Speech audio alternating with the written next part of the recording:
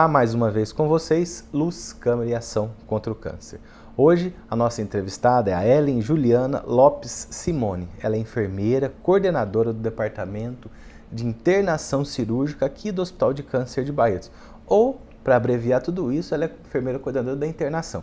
Ela que coloca os pacientes e dá alta para esses pacientes, claro, passando pelo médico, mas vocês vão conhecer um pouquinho, né, tentando o mais rápido possível, um conforto para o paciente e também abrir uma vaga para conseguir internar aquele próximo paciente. Mas tudo isso vocês vão conversar, vocês vão conhecer e vão ficar sabendo hoje aqui no nosso programa. Tudo bem, Ellen? Tudo bem. Conta pra gente como foi essa sua formação na área da enfermagem. Você estava lá na cidade de Urupês, pequenininha, lá perto de Barretos, quase igual Barretos. É, né? Exatamente. E como você resolveu? Vou fazer enfermagem, acordei, você é enfermeiro? Não. Não. Eu terminei o terceiro colegial, eu fiz em Novo Horizonte, no Ângulo. Como Urupês é uma cidade pequena, não tinha escola particular, eu fui para lá.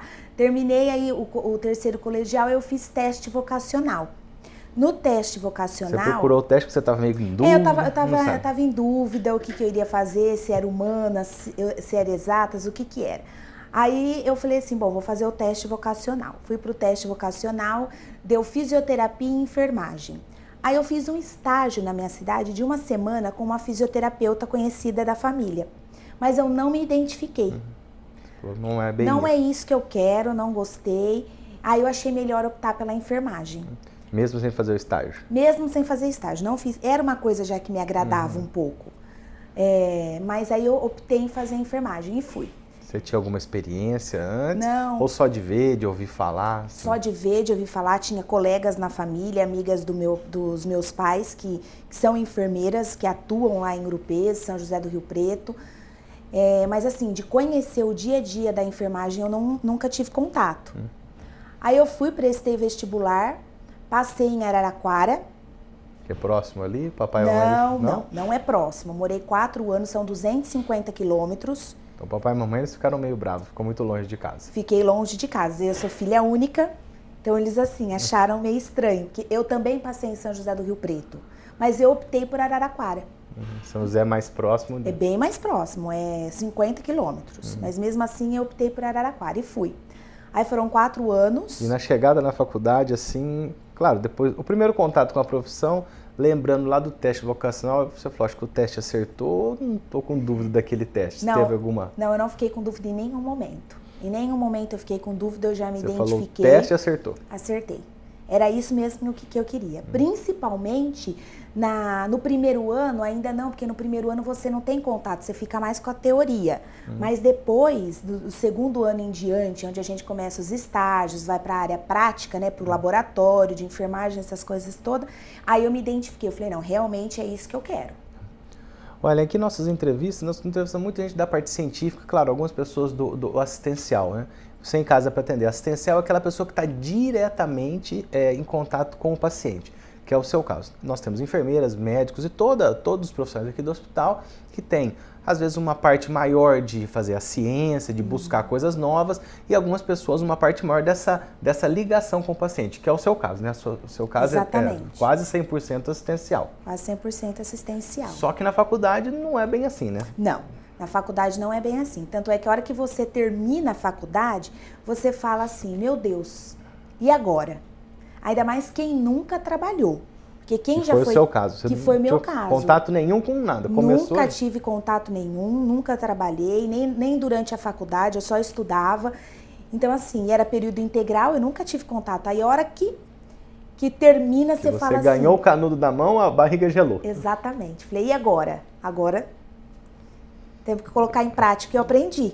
E qual foi quando você acabou a faculdade, você falou assim, o que eu vou fazer, para onde eu vou mandar currículo?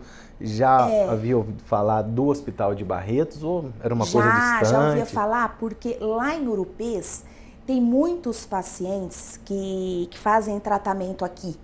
Então eu tinha conhecimento porque vem uma van de Urupês todos os dias para cá. Inclusive, o meu currículo veio com o motorista dessa ambulância. Então, a van ainda deu uma carona para o seu currículo. A van ainda deu uma carona para o meu currículo. Eu não vim pessoalmente entregar. Aí, terminou a faculdade, eu voltei para Urupês. A faculdade era no meio do ano, terminou em julho. Então, quando foi em agosto, eles me chamaram. Eu mandei o currículo Eu vim para a entrevista. O motorista entregou certinho? O motorista entregou certinho. E aí eles me chamaram e eu vim para a entrevista. E como foi assim, essa entrevista? Você chegou aqui, foi a internação que você foi destinada? Como foi essa experiência? Na verdade foram duas entrevistas. A primeira entrevista foi para prevenção, né, para viagem na carreta. Nós éramos em 4 enfermeiras para o teste. Aí eles optaram por uma que tinha mais experiência na área, que já tinha trabalhado com isso, aí optaram por ela. Daí uma semana depois, eles me ligaram novamente, falando que teria uma outra vaga, que era para a unidade de internação. Eram 2 vagas, uma para pediatria e uma para a unidade de internação cirúrgica. Eles me ligaram, eu vim novamente. Aí eram 6 enfermeiras. Dessas 6... eu fui a selecionada e uma colega de Monte Azul, a Débora, para pediatria. Que está lá até hoje. Não, ela não está mais. Tá não, ela não está mais. Ela ficou um tempo aqui no hospital, depois ela desligou, foi para outro lugar. Mas aí aí já começou. Na época, quem me entrevistou foi a Renata, né? A Renata e a Carol. Aí eu falei, meu Deus. Internação, o que significa isso? O que é isso? Aí eu vou mudar toda a minha rotina de novo. Quando eu comecei a trabalhar, que foi 13 de setembro, eu não tinha nem formado ainda, não tinha nem sido a formatura. Você não tinha nem o papel ainda? Não tinha nem o papel ainda. Tanto é que quando eu fui para a formatura, eu tive que pedir folga aqui dos plantões para poder ficar 3 dias em Araraquara.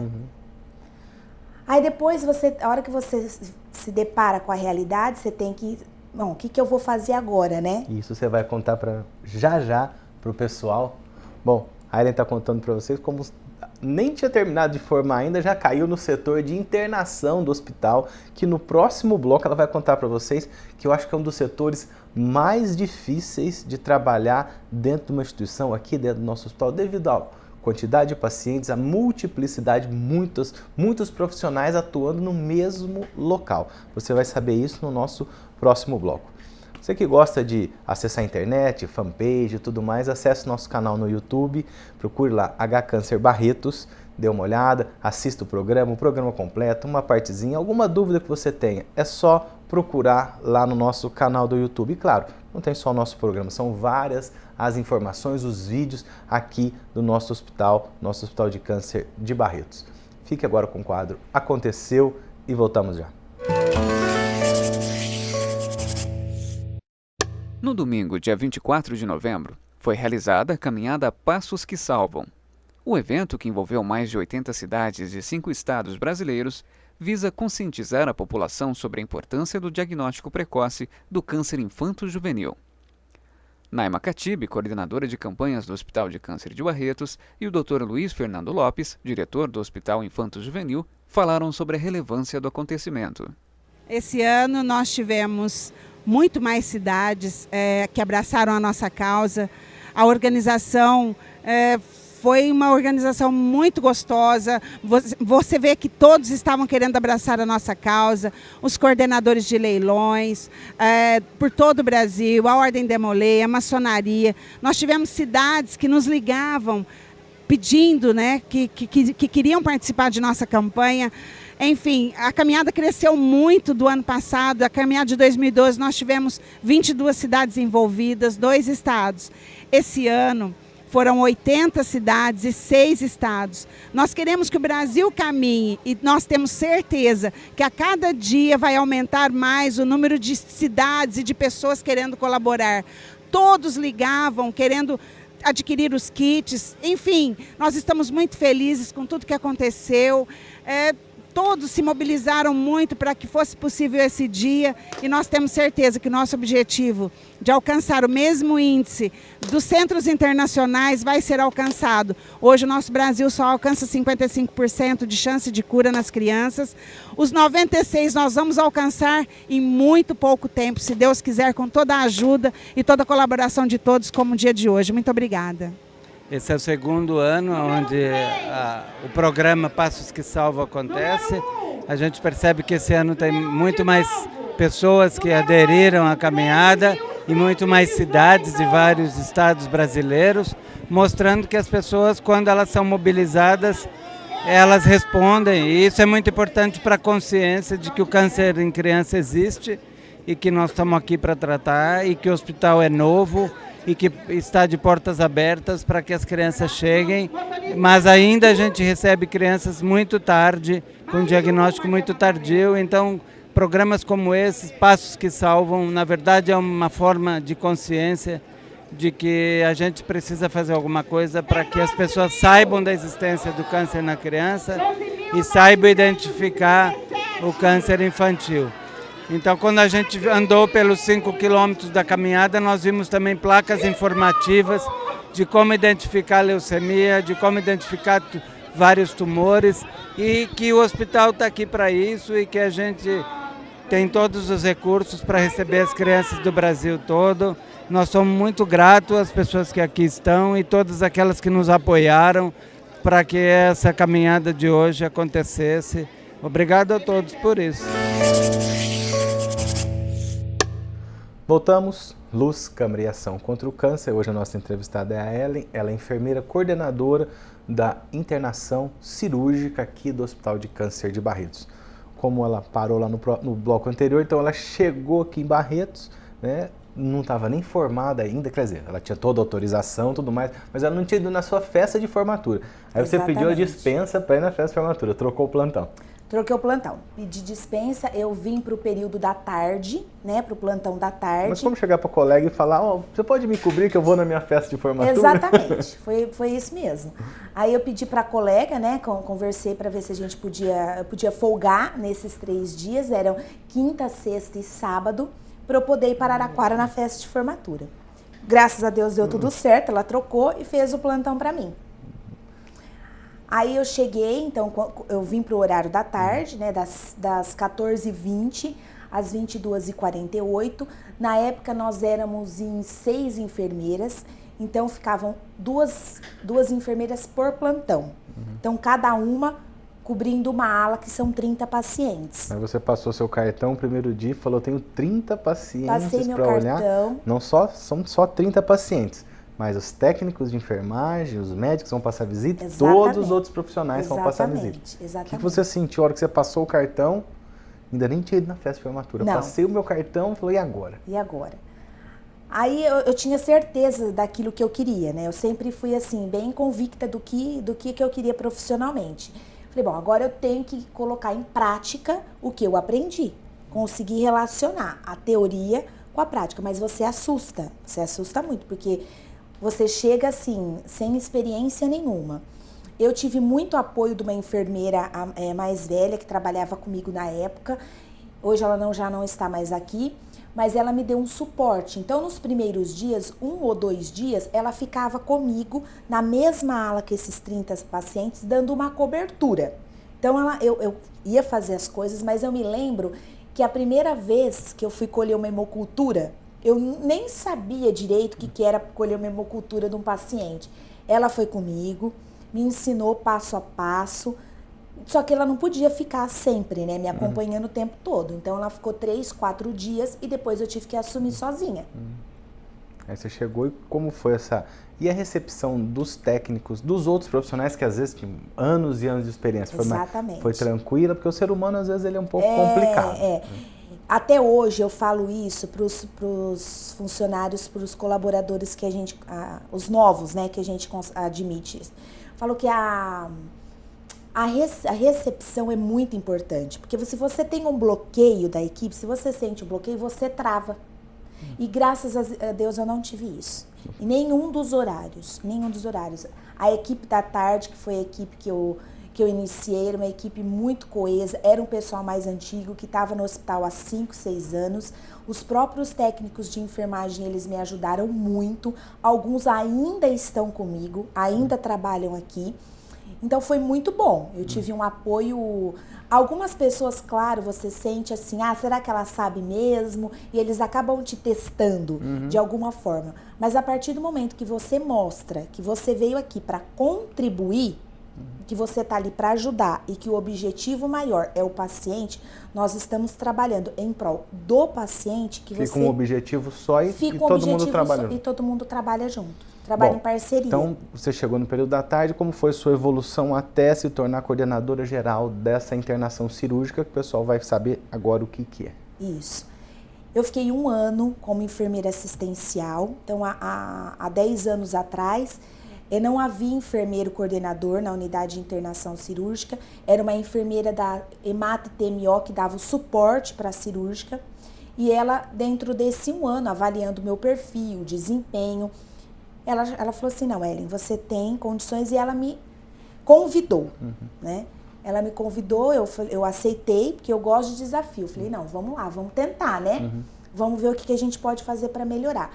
Eu tive um pouco de dificuldade, de resistência, até dessa própria colega que me ajudou no comecinho. Porque se ela te ajudou, como você evoluiu mais do que ela ali? Porque ela que já está aqui há mais tempo, que chegou agora, e eu que estou há mais tempo. Há mais tempo. Mas eu acho que é assim, é a questão da iniciativa, é a questão de vontade de aprender, de correr atrás. Isso foi que me impulsionou e que me deu essa nova chance. Eu aceitei e estou até hoje.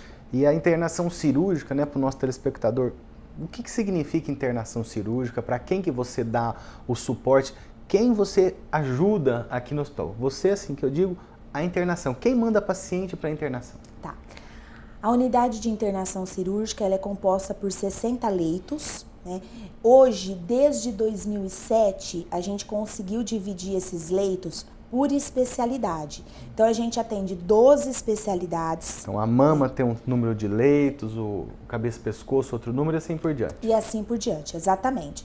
A gente, 99% dos pacientes são cirúrgicos, né? Porque o nosso hospital é um hospital cirúrgico. E diferente do que o pessoal imagina, vamos supor, se a mama, por exemplo, tem 10 leitos, cabeça e pescoço tem 15 leitos, precisa de mais 5, a mama não está usando, o seu trabalho é fazer essa Exatamente, a gente essa faz logística. essa logística, a gente faz essa ponte, esse gerenciamento de leitos com as especialidades, então é exatamente isso. Chega um paciente do digestivo baixo para internar, ele não tem vaga, não tem leito disponível naquele momento. A gente entra em contato com o médico ou com o enfermeiro da especialidade que tem leito disponível. Por exemplo, a mama tem leito disponível. A gente entra em contato, o enfermeiro cede esse leito e a gente consegue internar o paciente. Isso são todos os dias. O paciente ele pode vir dos ambulatórios de especialidade, e a maioria pode vir do CIA, né? CIA é o nosso pronto-socorro, né? Que em breve vamos falar dele também. Pode vir da UTI, recebeu alta da UTI, vem para a unidade de internação. Mas 90% vem de casa, porque já vem com a cirurgia agendada. Também a cirurgia foi agendada há 15 dias. Eu chego hoje para internar. Aí o paciente chega com o cartãozinho dele, cartão amarelo. Na nossa recepção já vai estar lá a data da cirurgia, o horário que ele tem que internar e o horário que ele vai operar. Entrega esse cartão para o recepcionista faz o acolhimento do paciente, já faz o aviso de internação e já leva para a enfermagem. Pegando um gancho no paciente que chegou agora. Bom, eu vou me internar, uns 15 dias atrás eu vou fiz uma cirurgia, eu vou internar. Eu cheguei e trouxe da minha casa, sabe? Eu trouxe meu travesseiro, porque eu gosto, não durmo sem meu travesseiro. Depois da cirurgia eu vou operar uma coisinha pequenininha na perna, eu vou ficar com fome. Então eu trouxe meu lanche, a minha televisão, o meu som, celular, tudo que eu posso. E pode? Não pode. Não pode. Na verdade, não tem a necessidade disso, porque o hospital ele oferece toda a acomodação. Então, o paciente entra, ele já recebe todo o enxoval, o kit, né? É toda a acomodação, então ele não precisa de travesseiro, nem o paciente e nem o acompanhante. Toalha de banho, todo o enxoval. A cama, lençol, cobertor, tudo. Não tem a necessidade disso. E nem do lanche. Lanchinho não precisa, nem para mais gordinho assim? Não. Lá vocês conseguem nem mais resolver. Gordinho a gente consegue resolver. Porque o hospital oferece todas as refeições, tanto para o paciente quanto para o acompanhante. Porque o acompanhante ele pode ficar 24 horas no quarto. Isso que eu ia perguntar. Não são só as 4 horas normais como qualquer outro hospital. Não. Tem o horário de visita. Além do acompanhante. Além do acompanhante, tem o horário de visita, que é das 13 às 17 horas, todos os dias, de segunda a segunda. Nesse horário de visita, ele pode fazer uma troca, mas o acompanhante não precisa sair do quarto. Então, no horário de visita, pode ficar 2 pessoas por paciente. O cuidador, o acompanhante e mais a visita. Então esse cuidador, esse acompanhante que fica lá 24 horas, sem problema nenhum. 24 horas. Alimentação, lugar para dormir, Todas as tudo mais. alimentações, café da manhã, almoço, café da tarde, jantar e a ceia. Todas as refeições é oferecida tanto para o paciente quanto para o acompanhante. Para o paciente que pode, às vezes não pode também. Exatamente. Tem paciente que está em jejum. Para os pacientes que estão em jejum e que tem uma restrição de dieta, para o acompanhante não ficar comendo assim do lado, você sabe que fica com vontade. Com certeza. Aí a gente tem uma salinha de lazer no final da internação e a gente orienta o acompanhante a fazer a refeição nessa sala. Mas tudo isso você vai me contar já já. Qual é esse cuidado? Vamos passar agora um pouquinho para o acompanhante, porque você viu, além de todo o cuidado, carinho, atenção que nós temos, ainda nós deixamos ficar, claro, é uma norma aqui do nosso hospital, o acompanhante 24 horas com o paciente. Você vai saber se isso é bom, se isso não é bom, o que isso traz de benefício para o nosso paciente que é internado aqui na nossa internação cirúrgica, claro, em todas as internações aqui do hospital, principalmente a cirúrgica, na recuperação de uma cirurgia e tudo mais. Isso você vai ver no nosso próximo bloco.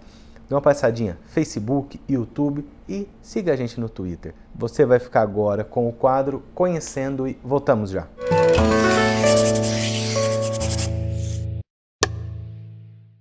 O projeto Direito de Viver, ele surgiu no ano de 2002 em parceria com a Rede Bandeirantes de Televisão.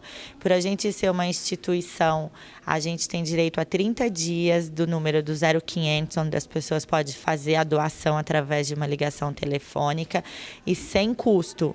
Porque um 0800, a maioria das vezes a instituição paga para ter o número e a pessoa que doa, ela paga para contribuir com a instituição.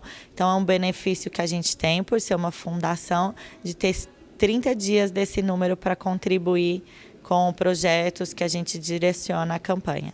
Os primeiros parceiros do projeto Direito de Viver foram a emissora Rede Bandeirantes de Televisão. A gente também já contou com o apoio da Rede Vida, a TV Gazeta.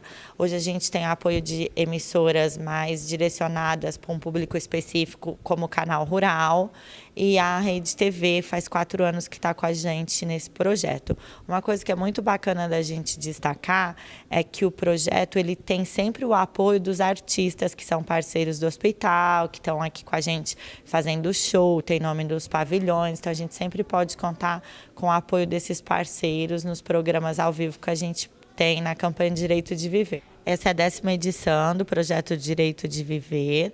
Esse ano ele acontece de 10 de novembro a 8 de dezembro e está sendo transmitido em rede nacional pela Rede TV e pelo site do hospital você pode obter também os números para doações. Emissoras de rádio também são parceiras dessa nossa campanha. Nas últimas 4 edições ela tem beneficiado o nosso Hospital Infanto-Juvenil. O hospital ele foi construído com a campanha Direito de Viver e também com a doação que as empresas doam imposto de renda e destinam para o projeto infantil. Essas empresas entregam um cheque simbólico referente à doação destinada ao projeto infantil no programa de TV Direito de Viver. Então, para a pessoa que está em casa assistindo o nosso programa ou pela internet, você pode pegar o seu telefone e discar.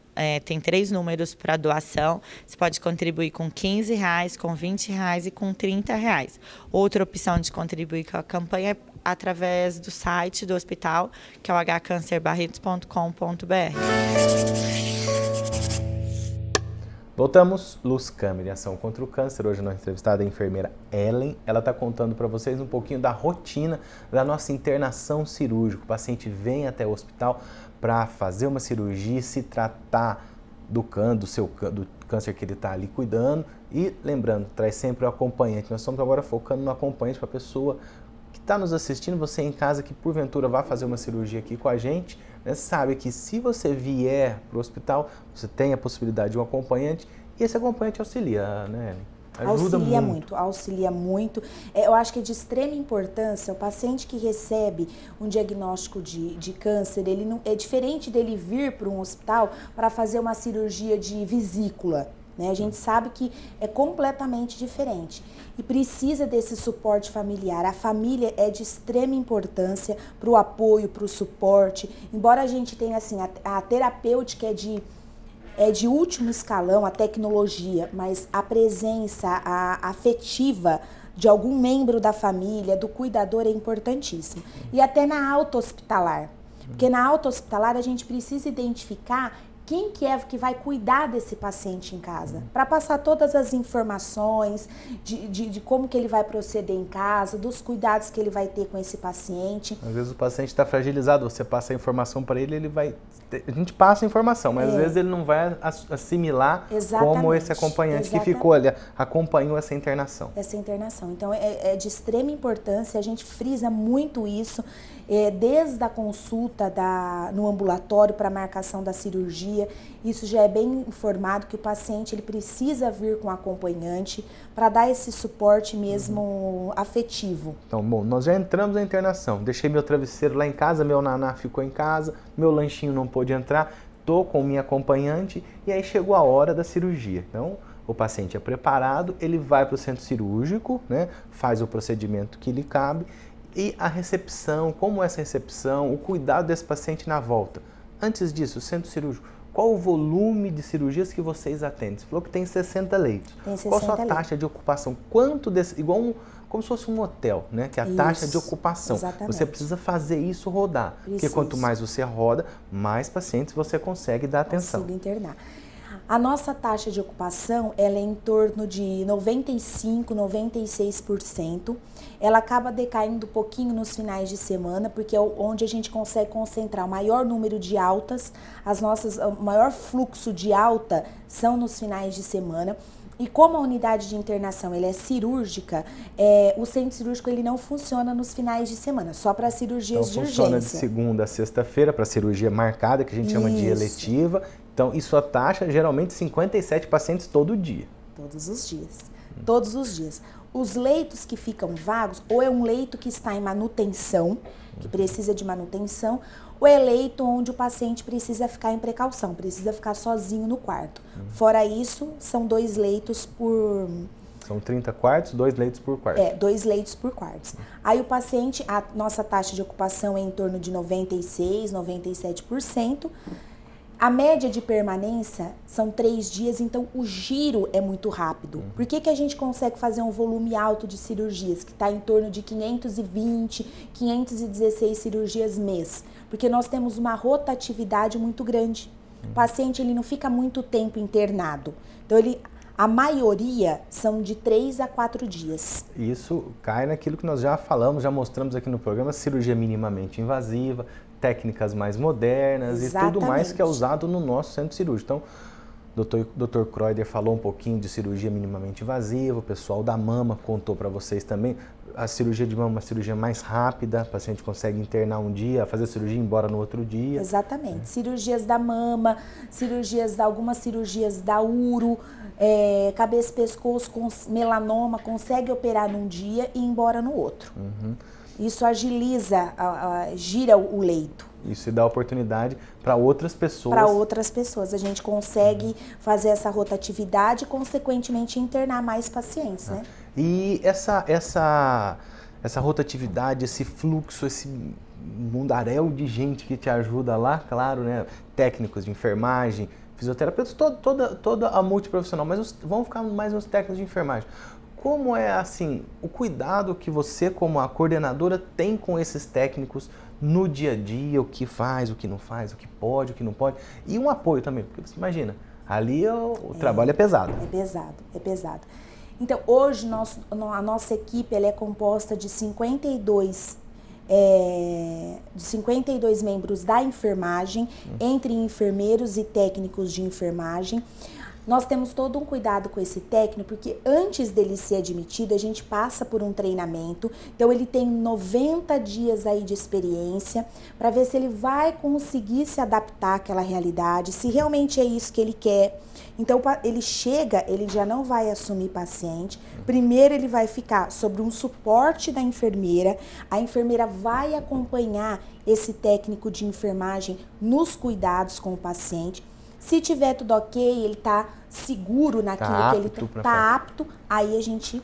Porque tirando a UTI, que a UTI é uma UTI, a segunda área mais crítica do hospital em volume de trabalho é a internação. Né? É a internação. Porque, como eu disse, são 60 leitos, as nossas cirurgias são cirurgias grandes, né? Embora a tecnologia é muito boa, mas as cirurgias são grandes, né? Algumas cirurgias mutilantes, então a gente tem que ter um cuidado todo especial para o técnico de enfermagem que vai assistir esse paciente, que vai prestar assistência ao paciente. Tanto o profissional quanto o psicológico também, né? Porque exatamente. Às vezes uma mulher vê uma outra mulher que foi retirada a mama, dá um pouquinho, pensa um pouquinho ou você acha que não?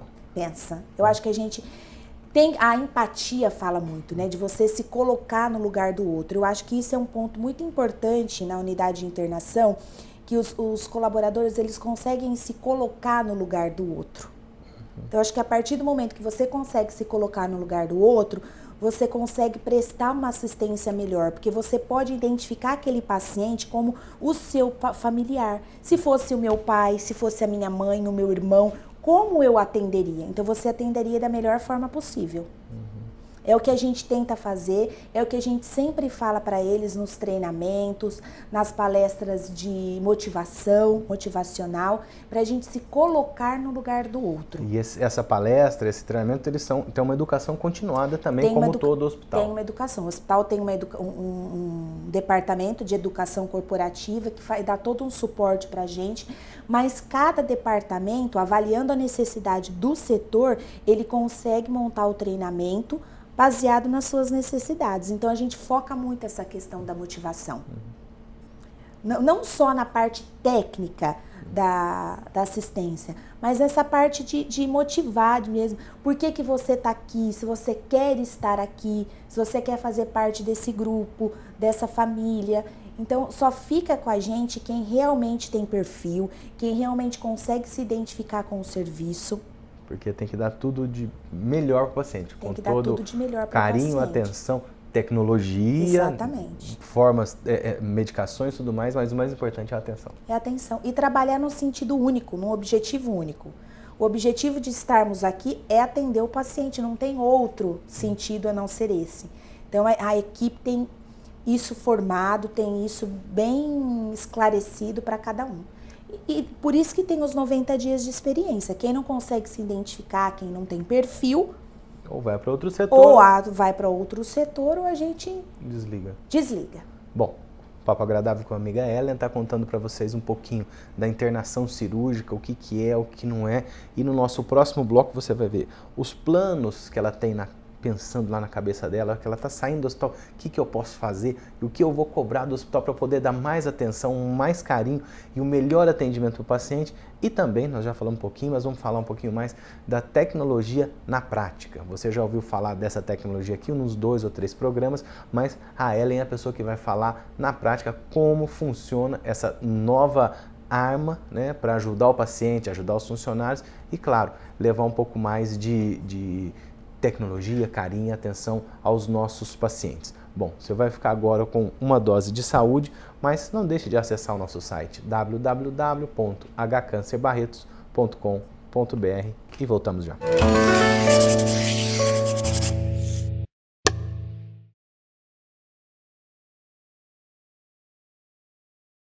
Radiografias são exames médicos popularmente conhecidos como raio-x ou chapa, que são utilizados para o diagnóstico e mesmo para o tratamento de várias doenças. As imagens são adquiridas através da exposição de partes do corpo à radiação ionizante. Através desse exame, pode ser feito o diagnóstico de doenças como fraturas, tumores ósseos, pneumonias, tumores de pulmão e várias outras doenças.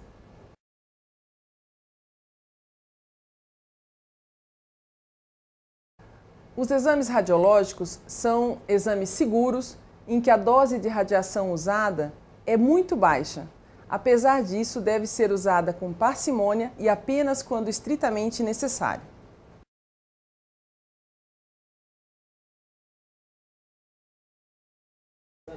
Crianças podem ser submetidas à radiografia sem problema nenhum, desde que estritamente quando necessário e com a dose ajustada ao seu peso e idade. O uso em gestantes deve ser evitado ao máximo devido ao feto estar em formação e ser mais suscetível aos danos da radiação, principalmente em relação à questão de malformações. Então, sempre deve ser avisado ao médico se você tem alguma suspeita de gravidez, para que não seja realizado esse exame em pacientes grávidas.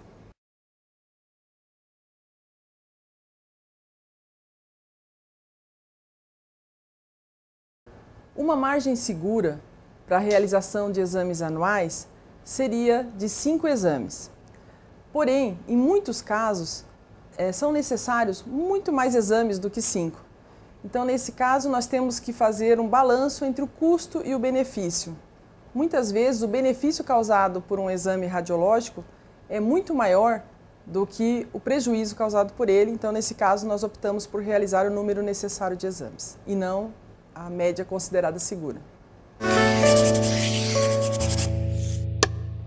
Olá, voltamos. Luz, Câmara e Ação contra o Câncer. Hoje a nossa entrevistada é a enfermeira Ellen. Ela é coordenadora da internação cirúrgica aqui do Hospital de Câncer de Barretos. Ellen, nós já fizemos umas 3 ou 4 entrevistas com o pessoal que desenvolveu, que criou, que comprou, que testou o famoso API. Né? A API é um programa, um tablet que ajuda ao técnico de enfermagem, a enfermeira a passar a medicação correta para o paciente, e aciona aqui, aciona ali, acende uma luzinha vermelha, mas por enquanto foi só teoria. Você, né, que já usa isso na nossa internação aqui do Hospital de Câncer de Barretos, é a mais indicada para falar na prática. O que é esse sistema? Esse sistema funciona, esse sistema não funciona, é bom para o paciente, é bom para o funcionário? Conta um pouquinho para a gente disso.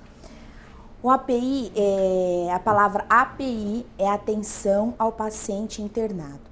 Esse projeto ele foi desenvolvido com o intuito de garantir, né, uma maior segurança para o paciente na questão da administração de medicação e no cuidado, na atenção ao cuidado de um modo geral. Ele foi desenvolvido, começou na unidade de internação no finalzinho de julho, comecinho de agosto. Então, como é que funciona? Tudo é informatizado, né? Tudo é informatizado, todas as informações, todos os cuidados com os pacientes estão naquele tablet. Então, cada colaborador, ele tem um tablet. A partir do momento que o paciente, ele é internado, ele é admitido na unidade de internação, o nome dele já consta no quadro de atividades. Então, ele já é um paciente que faz parte do nosso grupo de cuidados. E todas as medicações, não só medicação, todos os cuidados de enfermagem estão discriminados ali. O técnico de enfermagem, a hora que ele vai administrar a medicação no paciente, antes de administrar, ele passa por 3 passos de segurança.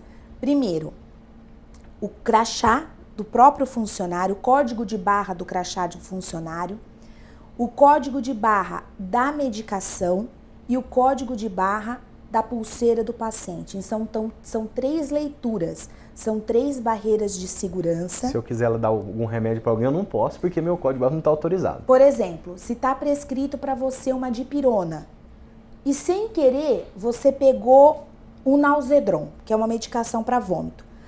Você vai passar pelo seu código do crachá, ele vai fazer a leitura. Ele vai te liberar, você pode. Ele vai te liberar, você pode. Só que a hora que você passar pelo código de barra da medicação, ele vai acusar medicamento incorreto. Porque para aquele horário, ele não tem o Nauzedron, ele tem a dipirona. Então você não vai fazer, porque o sistema ele vai acusar. Então você não chega no paciente. Antes de chegar no paciente, antes de chegar na pulseira de identificação do paciente, ele barra antes. Então a rastreabilidade disso é muito grande. A segurança aumentou 99,9%. E é um trabalho em parceria com a TI, né? que é a tecnologia, que foi quem desenvolveu, é um programa desenvolvido pelo hospital, como o senhor já falou, outras pessoas já vieram aqui comentar, e uma agregação muito boa com a farmácia, porque é uma engrenagem, o API ele é uma engrenagem, é enfermagem, é a TI, enfermagem e farmácia. É a hora que você colocou aquela dipirona, Novalgina aqui na minha veia, a farmácia já sabe que você gastou essa dipirona e já manda outra para repor. Exatamente. Então, por exemplo, outro item importante do API. Tá prescrito para mim dipirona 10 horas da manhã, mas eu não estou com dor. Eu posso recusar, posso falar, olha, eu não preciso tomar essa medicação porque eu não estou com dor. O técnico de enfermagem, ele não vai pegar simplesmente e devolver para a farmácia no físico. Ele vai no sistema, ele faz a devolução dessa medicação através do código de barra. Automaticamente, a farmácia ela já consegue identificar que essa medicação foi enviada para o paciente, mas ela foi devolvida porque não houve a necessidade de administrar. Tudo isso no final do dia fica muito mais rápido, muito mais prático. Muito mais prático. E muito mais seguro para o paciente. E todas as informações, então não tem mais o papel. Todas as informações é registrada no tablet, então é via sistema. Se eu quero ver o que foi prescrito para esse paciente há uma semana atrás, eu consigo identificar. Se eu quero ver o que aconteceu com esse paciente há 5 dias atrás, a anotação de enfermagem, tanto do enfermeiro como do técnico de enfermagem, eu consigo acessar. Eu entro no nome dele pelo registro hospitalar e eu consigo identificar. Se tem alguma alergia, essas coisas, fica tudo anotado ali. Todos os passos do gerenciamento de risco, se ele é alérgico, se ele tem risco à queda, se ele faz uso de alguma medicação em casa, né? Porque alguns pacientes fazem uso de várias medicações no domicílio, eles trazem essa medicação para o hospital. É inserida no sistema também. Também é inserida no sistema. Então, foi uma coisa, na sua opinião, o que você achou disso? Foi muito bom. A gente tinha esse projeto em hospitais de ponta, como o nosso hospital, como o Sírio, o Einstein, eles já fazem esse trabalho, já tem algum tempo. E, assim, contribuiu muito. Até a própria equipe de enfermagem ficou seguro, não só para o paciente, mas como para o profissional. Quando começou o trabalho, ninguém criou aquela resistênciazinha ou sempre tem isso? Não, sempre tem. Acho que quando sai da zona de conforto, todo mundo sai da zona de conforto. É mudança, as pessoas, a tendência é falar, não vai dar certo, é mais trabalhoso. Mas a hora que você consegue, mostrando aos poucos, porque quando o API veio, a gente já não começou com 60 pacientes. Então foi um piloto. Foram 10 pacientes. Então a gente dividiu a equipe e cada um foi treinando. Foi aprendendo de pouquinho. E eu tenho certeza que hoje eles não se veem sem esse equipamento. Hoje eles não conseguem. Até quando o tablet, ou por conta da rede, cai energia, eles falam, e a Ellen precisa ver o que nós vamos fazer, porque a gente precisa fazer essa checagem. Então, quer dizer, ficou uma coisa muito boa. Ficou muito bom. E a gente tem um suporte muito bom da TI, da farmácia. Olha, então, para a gente finalizar o nosso programa, a internação cirúrgica é um lugar, assim, funciona tudo, mas ele é um pouco mais limitado para novos projetos, né? Não tem assim, vou criar alguma coisa, claro, eles já estão criando, que é essa parte de TI e tudo mais, mas qual o seu projeto futuro, assim, que você chega lá na diretoria e fala, eu preciso disso, eu quero que faça isso por agora, o que você está batendo na porta da diretoria e pedindo? Tá. Eu já estou batendo na porta para pedir a reforma, né, da unidade de internação. A gente queria, assim, proporcionar acomodação melhor para o paciente. A gente tem uma parceria muito boa com a ouvidoria em relação à pesquisa de satisfação. E hoje uma das nossas maiores, não são queixas, na verdade são sugestões que os pacientes eles transmitem através da ouvidoria, a acomodação do quarto. Então, hoje os quartos, eles têm uma poltrona e um sofá. E através desse questionário, eles sugeriram ou poderia ser 2 poltronas ou um sofá-cama. Então, a gente já conversou com o engenheiro e a gente está batendo nessa tecla para a questão da acomodação. Fazer uma reforma nos banheiros, acomodar melhor o paciente até na hora do banho. E a parte de acomodação mesmo, da estrutura física dos quartos. Isso já foi prometido para você para quando? Isso já foi prometido para o comecinho de 2014. A gente já vai começar com essa reforma, só está esperando a verba, né? e a gente vai colocar isso em prática e dar andamento. Trabalhar assim é prazeroso. Você precisa, entra em contato com quem administra e é prontamente atendido. Exatamente. O bom é isso, né? Porque o que você consegue, o que você planeja, você consegue cumprir, porque tem uma equipe, né, por trás dos bastidores aí te auxiliando e te ajudando, né? E a diretoria apoiando. Bom, Ellen, gostaria que você deixasse uma mensagem final para o nosso telespectador que está em casa nos assistindo, de uma garotinha que começou com teste vocacional hoje, né, um tempinho depois coordenando tudo isso, toda essa estrutura, com vontade, com garra, com paixão pelo que faz, né? Então, quem não sabia o que queria, agora você faz e faz com muito prazer, Exatamente. Que a gente consegue ver isso no dia a dia. Uma mensagem para o nosso telespectador para a gente finalizar. Bom, fazem 10 anos que eu estou aqui no hospital, aprendi muito. Vim de uma cidade pequena de 18 mil habitantes, me formei em Araraquara e já estou aqui esse tempo todo. Então, assim, é muito gratificante para mim. Eu não pretendo, eu amo o que eu faço. A gente fica horas a fios aqui tentando ajustar, ver o que pode planejar, o que pode melhorar. E vai muito da força de vontade de cada um, do interesse, da iniciativa, do suporte familiar.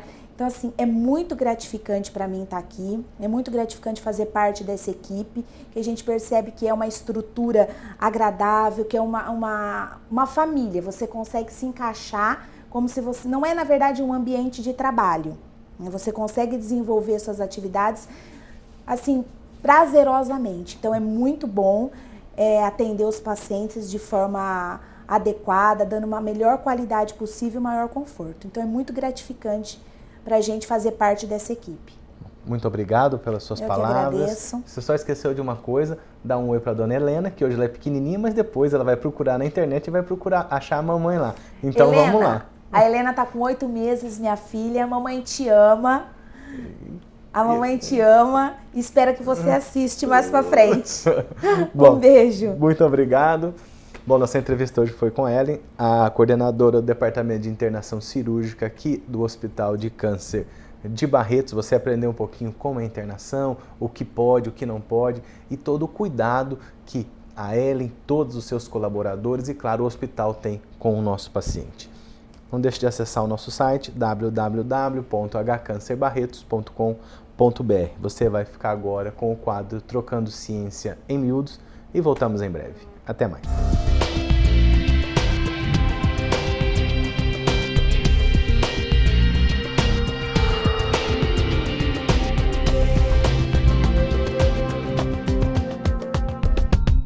Olá, estamos com vocês mais uma vez com o quadro Trocando Ciência em Miúdos. Nós temos hoje como convidada a pesquisadora Natália Campanella, ela que trabalha aqui no Centro de Pesquisa em Oncologia Molecular do Hospital de Câncer de Barretos e está fazendo o seu doutorado aqui na Fundação Pio XII, um assunto bastante interessante, um tumor raro chamado GIST. E eu vou pedir para ela explicar então um pouquinho para a gente o que é esse GIST. Olá, Natália, como vai? Tudo bem? Tudo bem, é um prazer estar aqui, principalmente falando sobre o meu projeto, que a gente tem estudado atualmente. O meu projeto, como o Dr. José Humberto disse, é sobre os gistes, que são tumores que incidem principalmente no estômago e no intestino delgado. Eles são realmente tumores mais raros, mas de grande importância, já que a quimioterapia, para a maioria dos casos, tem uma resposta, ou seja, o paciente tem o tumor diminuído, uma resposta boa perante a quimioterapia. No entanto, existem pacientes que não respondem e, nesse sentido, seria interessante a gente estar estudando, então, outros mecanismos que pudessem facilitar o tratamento desses pacientes. Eu sei que o tumor do estômago e do intestino, geralmente ele nasce do revestimento interno do intestino e do estômago. Esse tumor ele nasce diferente, né? Da onde que vem esse tumor, o GIST? Ele nasce aonde? No intestino e no estômago? Ele tem origem na camada inferior, então por isso que ele é mais raro. A maioria dos tumores tem origem na camada superficial e os gistes têm origem na camada inferior. E, como eu disse, então, a principal localização é o trato gastrointestinal, então, na camada inferior.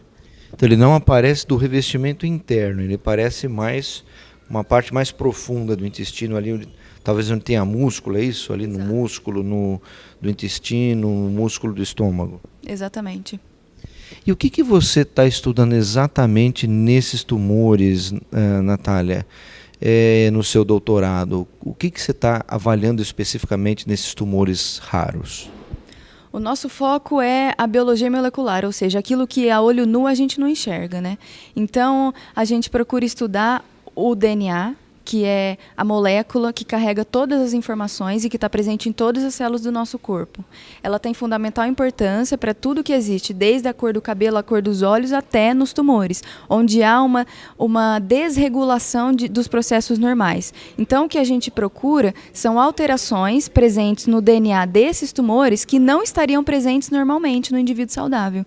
E a gente tenta, então, correlacionar essas modificações com o prognóstico dos pacientes, ou seja, o indivíduo que tem essa alteração no DNA, ele sobrevive mais, ele sobrevive menos, ele responde melhor à quimioterapia, responde pior? Então a gente tenta dar essa contribuição através da biologia molecular, atingindo a clínica. Então você falou que está estudando o DNA, é isso? O que é DNA? Explica para a gente o que é DNA. É uma molécula, como eu disse, super importante, porque ela está presente em todas as células do nosso corpo. Então, no fígado existe o DNA, no rim existe o DNA, mas para cada um desses lugares ele tem uma função diferente. Dentro do DNA existem os genes, que são regiões com importância desde de características fisiológicas até no tumor que estão aberrantes, que estão diferentes, estão modificadas. E o DNA está presente na célula normal ou só no tumor? Não, ele está presente em todas as células, mas existem diferenças, que é esse o nosso objetivo de estudo, entre a célula normal e a tumoral. Então quer dizer que existe uma mudança do DNA da célula normal e da célula do tumor. E o tumor que você está vendo é o GIST. E o que você então pretende avaliar especificamente nesse DNA, nesses genes? O que você está buscando nos pacientes que têm GIST? Existem regiões especiais do DNA que são chamados de microsatélites. Esses microsatélites, eles até são, de certa forma, herdados de pais para filhos. Então, eles têm um padrão. E a gente estuda essas regiões do DNA, que são regiões de repetição. Os DNAs são formados pelos nucleotídeos, aquele que a gente aprende na escola, o A, o T, o C e o G. Essas regiões de microsatélites têm esses nucleotídeos repetidos, de 1 a 6 vezes repetidas. A gente estuda essas regiões que podem estar modificadas no DNA tumoral. E você já tem resultados do seu estudo a respeito dessa mudança do DNA no GIST? Sim, a gente tem visto que algumas alterações estão presentes. No entanto, para que a gente não se precipite com os resultados e cabe falando que essa tem uma real importância, então a gente está tendo cuidado de comparar esses tumores com uma casuística maior de indivíduos saudáveis para realmente ter certeza se essa alteração tem uma importância. A alteração pode estar presente, mas pode ser uma alteração normal do indivíduo que varia de, por exemplo, de raça para raça, de etnia para etnia. Então a gente está nessa fase ainda de fazer outros estudos aumentando o número de pacientes para poder afirmar com mais certeza. Você acha que o seu estudo algum dia vai trazer algum benefício para os pacientes que têm esse tipo de câncer? A gente sempre espera, mas na verdade a ciência ela pode, são várias investigações que podem ser utilizadas ou podem não ser, mas de qualquer forma a gente vai descobrir se pode ser utilizado ou se não pode ser utilizado. E aí dessa forma então a gente tem uma resposta. Pode ser que não seja uma resposta positiva. Vamos usar para diagnóstico, para tratamento, mas de certa forma vai ser uma resposta também excludente de não devemos estudar isso nos GISTs, não devemos utilizar essa ferramenta nesses tumores. Quer dizer, ainda é uma coisa que ainda vai ser estudado, que ainda não tem uma resposta, mas que um dia pode beneficiar os pacientes com câncer. Sim, atualmente a gente sabe que nos tumores coloretais essa alteração tem importância. Então foi daí que surgiu a curiosidade. Se em outro tipo tumoral, essa mesma alteração teria importância. Tá bom, Natália, muito obrigado pela sua entrevista. É isso aí, é o Hospital do Câncer fazendo ciência, pesquisando em benefício dos pacientes. Espero vocês na próxima semana. Até lá.